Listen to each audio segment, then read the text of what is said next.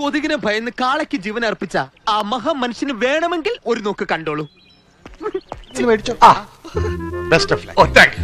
ഇപ്പൊ അതാണ് trend case. ഇപ്പൊ പുതിയ ട്രെൻഡ്, തൊപ്പിയൊക്കെ ഒരു ട്രെൻഡ് കൊണ്ടുവന്നപ്പോഴത്തേക്കിന് എന്നെ ഉദ്ദേശിച്ചാണ്, എന്നെ തന്നെ ഉദ്ദേശിച്ചാണ്, എന്നെ മാത്രം ഉദ്ദേശിച്ചാണ്. സംശയമുണ്ടോ?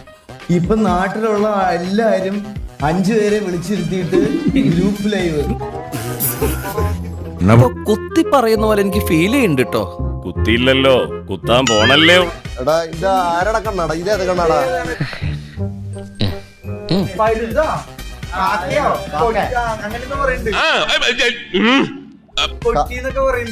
എന്താ യൂട്യൂബറാണോ? എന്നെ ലോകത്ത് എല്ലാവർക്കും അറിയണം എന്നില്ല, പക്ഷെ എന്ന് കരുതി ചുമ്മാ ഇരുന്ന് വാണം എന്നൊക്കെ വിളിക്കേണ്ട ആവശ്യമുണ്ട്? നമ്മളെയാണല്ലോ മച്ചമ്പി. ഒരാളെ പറ്റി പറയുമ്പോ ചുമ്മാ ഇരുന്ന് വാണം എന്ന് പറയേണ്ട ആവശ്യമുണ്ടോടാ? കുറിയിട്ട കുണ്ണെ, കുറിയിട്ട കുണ്ണെ. ഊതിയതാണല്ലേ? അല്ലടാ സത്യം. പൗഡർ, കൺമശി, കുറി, പ്രത്യേക ജീവിതല്ലേ. കുറി തൊട്ട കുണ്ണയൊക്കെ പിടിച്ചിരുത്തി വാണെന്ന് വിളിക്കുന്നത് നമുക്ക് കേട്ടോണ്ടിരിക്കും.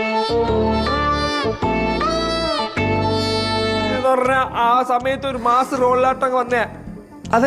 കുറി തൊട്ട കൊളവാണത്തിനെ ഞാൻ പിടിച്ചോളാം. ഇവനുള്ളത് ഞാൻ കൊടുക്കാം. ഇത് കഴിയട്ടെ, നിനക്ക് തരാടാ പൗഡർ വാണ.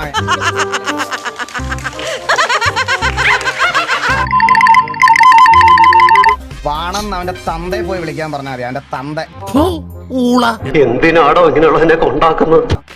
അന്ന കഴിവറാ മോനെ.